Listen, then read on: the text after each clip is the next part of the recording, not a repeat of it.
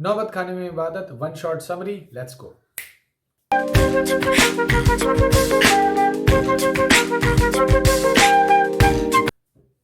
चलिए मेरे सबसे खूबसूरत, सबसे बेहतरीन चैप्टर की शुरुआत करते हैं और शायद one of the best person जिन्हें मैं बहुत ज़्यादा आदर सत्कार करता हूँ, प्यार करता हूँ, बिस्मिल्लाह खां साहब के बारे में। चलिए शुरू करते हैं।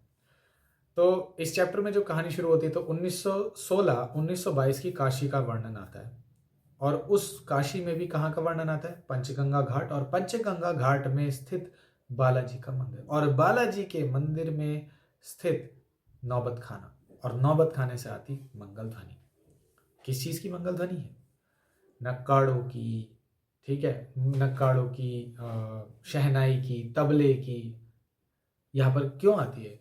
क्योंकि बिस्मिल्लाह खां साहब के नाना, उनके मामा वहाँ पर शहनाई बजाते हैं उस नौबत खाने में। बिस्मिल्लाह खां साहब, जिनका बचपन का नाम अमीरुद्दीन था, उनका जन्म बिहार के डुमराव में हुआ और उनका परिवार संगीत प्रेमी था, मतलब संगीत से उनका नाता था। बालाजी मंदिर में शहनाई बजाना अमीरुद्दीन के परिवार के लिए महत्वपूर्ण था, उनकी रोजी रोटी का जरिया था। शहनाई बजाने के लिए रीढ़ का प्रयोग होता है, ठीक है, और जो कहाँ पाई जाती है? डुमराव, बिस्मिल्लाह खां जी के पैतृक गांव में पाई जाती है। रीढ़ रीढ़ जो होती है एक तरह की घास होती है, ठीक है। अमीरुद्दीन 5-6 वर्ष की उम्र में काशी में अपने नाना के घर आ गए थे। अमीरुद्दीन को रसूलन बाई और बतूलन बाई के गाने से संगीत के प्रति प्रेम शुरू हुआ।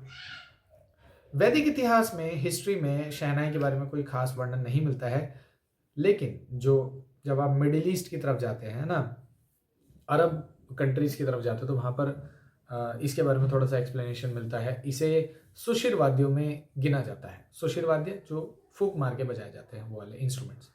शहनाई को शाह-ए-नय कहा गया है, जिसका अर्थ है सुशिर वाद्यों में राजा। अवध के पारंपरिक लोकगीतों में शहनाई का उल्लेख होता है। अब क्या है? बिस्मिल्लाह खां साहब 80 वर्ष की उम्र में भी 5 वक्त की नमाज में अल्लाह से क्या दुआ मांगते हैं? ये कितनी खूबसूरत बात है कि हे खुदा, मुझे सच्चा सुर दे दे। मुझे बजाना आता है, सातों सुर बजाना आता है, लेकिन सुर में वो तासीर पैदा करते कि जब भी मैं बजाऊं लोगों के दिलों तक छू जाए और लोगों की आंखों में से आंसू आ जाए। वो जादू मुझे तू दे दे, ठीक है। बिस्मिल्लाह खां का मानना है कि कभी ना कभी अल्लाह उनकी पुकार सुनेगा और उन्हें सच्चे सुर की नेमत दे देगा। मुहर्रम में बिस्मिल्लाह खां और उनका परिवार शहनाई नहीं बजाते, शोक मनाते हैं। कहा भी जाता है कि ऐसे माहौल में, ऐसे समय में एक बहुत बड़े फेमस फनकार का एक सहज मानवीय रूप सामने आता है कि एक इंसान की तरह जो नंगे पैर चलते हैं, रोते हुए जाते हैं, नौहा बजाते हुए जाते हैं, शहनाई बजाते हुए जाते हैं 8वें दिन और शोक मनाते हैं, ठीक है। अब क्या वो सिर्फ एक ही धर्म को मानते हैं? नहीं, वो दोनों धर्म की बड़ी इज्जत करते हैं, ठीक है। हिंदू मुस्लिम एकता के वो प्रतीक हैं इन सब चीज़ों से। बिस्मिल्लाह खां अपनी जवानी के दिनों को याद करते हैं। अमीरुद्दीन को फिल्म देखने का शौक था, अमीरुद्दीन मतलब बिस्मिल्लाह खां, और वह शहनाई बजाकर कमाई करते थे। तो उस कमाई से जो पैसा मिलता था तो उन्हें सुलोचना, है ना, और भी एक दो एक्ट्रेस थी, उनकी सुलोचना और गीता बाली, इनकी पिक्चरें देखना बड़ा पसंद था। बिस्मिल्लाह खां की काशी के प्रति असीम श्रद्धा थी और वह काशी को स्वर्ग समान मानते थे। बिस्मिल्लाह खां ने शहनाई को सभी के बीच प्रसिद्ध किया। बिस्मिल्लाह खां ने साधारण कपड़े पहने लेकिन संगीत के प्रति समर्पित रहे। उन्हें कपड़ों की चिंता नहीं थी, संगीत की चिंता थी। 8-8 घंटे, 16-16 घंटे तैयारी करते थे, रियाज करते थे 80 साल की उम्र तक। बिस्मिल्लाह खां की शहनाई ने उन्हें भारत रत्न दिलाया, भारत का सर्वोच्च सम्मान, citizen award, the highest citizen honour. सन 2000 की काशी में पक्का महाल से मलाई बर्फ बेचने वाले गायब हो चुके हैं। खां साहब को मलाई बर्फ, कचौड़ी और जलेबी की कमी खलती है। संगीत के लिए गायकों में अब अदब भी नहीं रहा, आदर भी नहीं रहा। खां साहब इस बात पर अफसोस जताते हैं।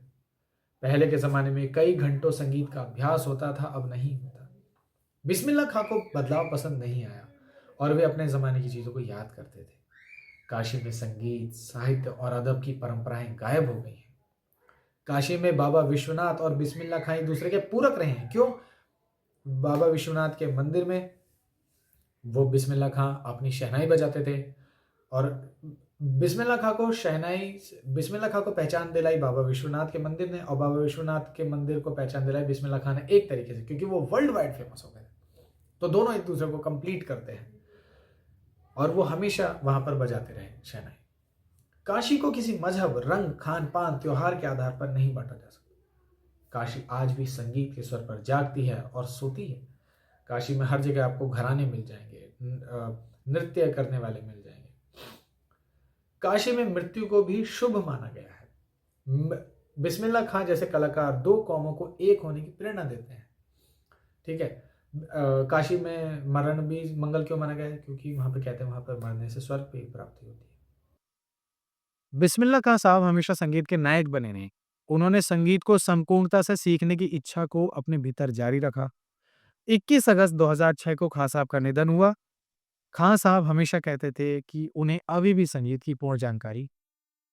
आई होप आपको एक चैप्टर समझ में आया होगा। इस चैप्टर के शॉर्ट नोट्स आपको मिल जाएँगे वेबसाइट पर, और अगर आपको ना मिलें तो कमेंट डाउन बिलो या फिर टेलीग्राम पे भी बता सकते हैं। ठीक है? Thank you so much. Bye.